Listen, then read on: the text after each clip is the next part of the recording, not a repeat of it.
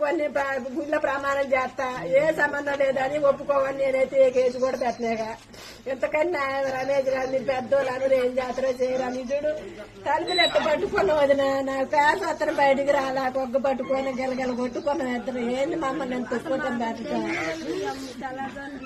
జయమ్మ గారు చేతి call చేయారు. First మా బావ చేతి ఎత్తలేదు, మా బావ నిద్రపోయేవాడు. నాగేంద్ర ఉపేంద్ర వచ్చింది, నాకు కూడా తలుపులు పట్టుకున్నాం.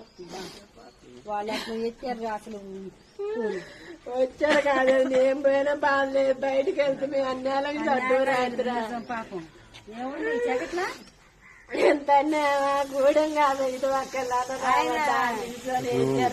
ఈ కర్రలు వాళ్ళు చంపడానికి చేసుకుంటుంది కదా.